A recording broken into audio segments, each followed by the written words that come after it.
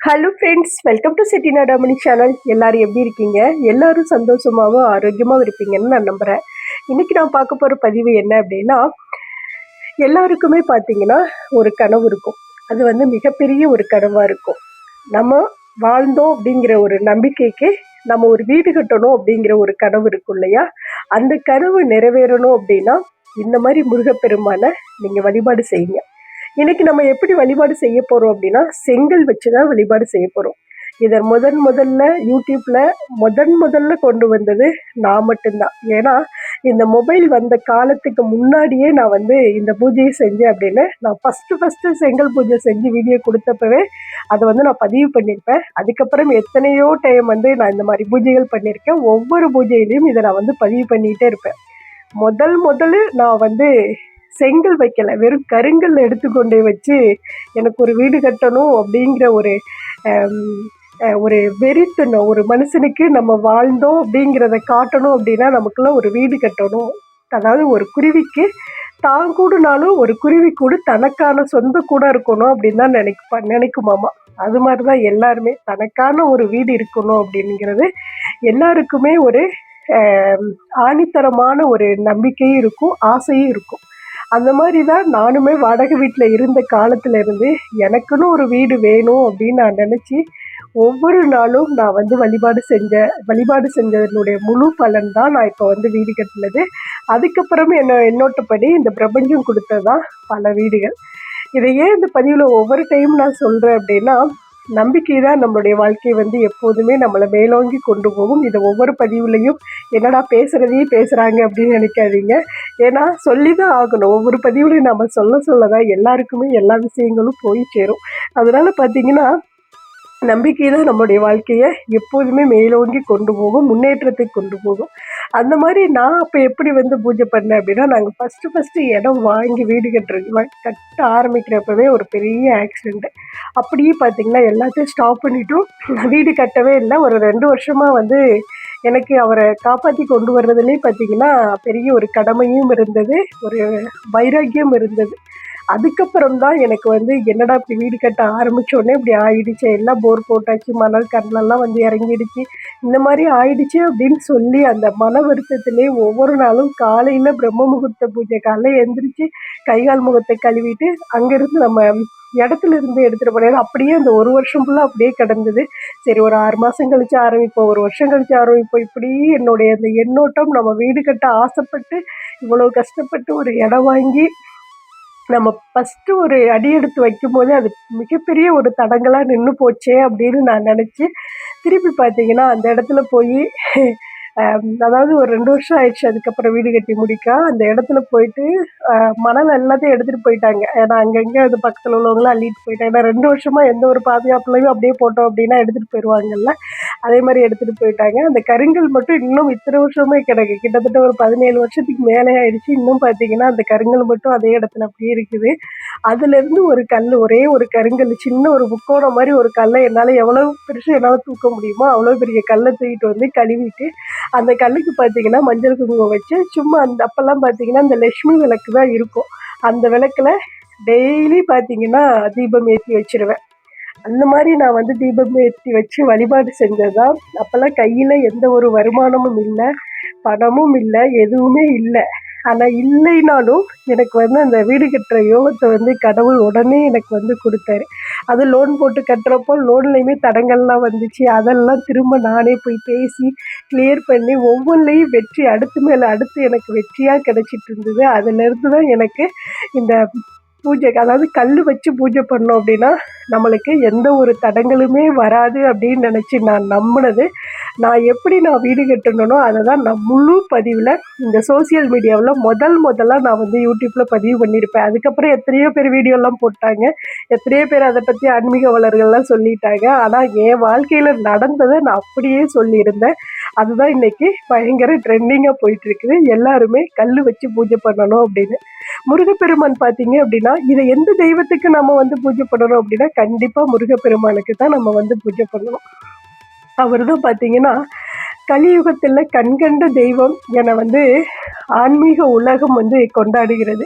முருகனின் பாதங்களை நம்ம வந்து சரணடைஞ்சோம் அப்படின்னாவே தீராத வினைகளும் தீர்ந்து போயிடும். நம்மளுக்கு பலவிதமான நன்மைகளும் நம்மளுக்கு வந்து ஏற்படும். அந்த அந்த நம்பிக்கை எல்லாருக்குமே இருந்தது அப்படின்னா முருகனை நம்மளுடைய வீட்டில் மிக எளிமையாக நம்ம வந்து வழிபாடு செய்யலாம்.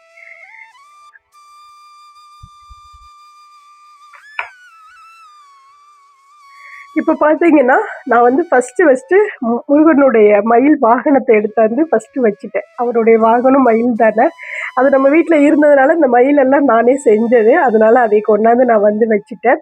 அதுக்கப்புறம் முருகரை நல்லா தண்ணியில் அபிஷேகம் பண்ணிவிட்டு அப்படியே எடுத்தாந்து வச்சுட்டேன். ஏன்னா இது வந்து ஃபைபர் முருகர். இவருக்கு வந்து மற்ற பொருளை அபிஷேகம் செய்ய முடியாது. அதனால் தண்ணியில் மட்டும் அப்படியே கழுவிட்டு எடுத்தாந்து வச்சுட்டு அவருக்கு மஞ்சள் குங்குமம் எல்லாம் வச்சு திருநீர் அழகாக வந்து போட்டு விட்டாச்சு.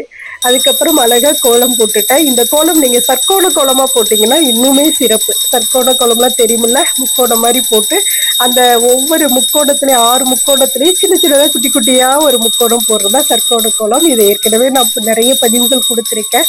அதில் நீங்கள் வந்து அந்த கோலத்தை போட்டு நடுவில் மஞ்சள் குங்குமம் வச்சுருங்க. அது மேலே நீங்கள் ஒரு தட்டத்தில் வெற்றிலை தீபம் ஏற்றினாலும் சரி, இல்லை இது மாதிரி ஒரு செங்கல் எடுத்துகிட்டு வந்துக்கோங்க. இந்த செங்கல் புதுசாக தான் இருக்கணுமா பழசாக தான் இருக்கணுமா இந்த டவுட்டெல்லாம் உங்களுக்கு வரும். பழைய செங்கலே இருந்தாலும் போதும்.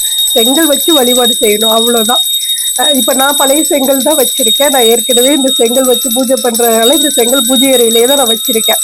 அதனால் பார்த்தீங்கன்னா இப்போ நான் எனக்கு ஒரு கமிட்மெண்ட் இருக்குது, அதை முடிக்கணும். அதுக்காக பார்த்தீங்கன்னா நானுமே வந்து இந்த முருகப்பெருமானுக்கிட்ட கையேந்தி நான் வந்து கேட்குறேன். எனக்குமே வந்து அந்த யோகம் வரணும். ஏன்னா எவ்வளவோ வந்து தடைகள் அதுக்கப்புறம் நிறைய வந்துருச்சு.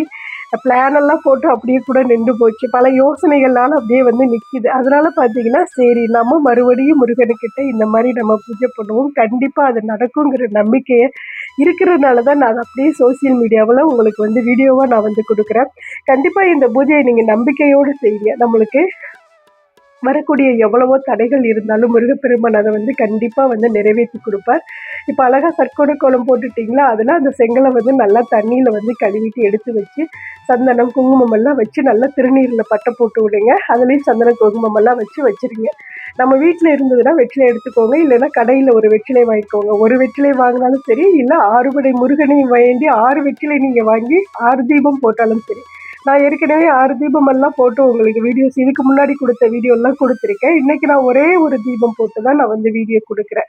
ஒவ்வொரு செவ்வாய்க்கிழமையும் தொடர்ந்து நான் இந்த பூஜையை இனி வந்து என்னோட கமிட்மெண்ட் முடிகிற வரைக்கும், என்னோட வேண்டுதல் முடிகிற வரைக்கும் நான் இந்த பூஜையை தொடர்ந்து நான் செய்ய தான் போகிறேன்.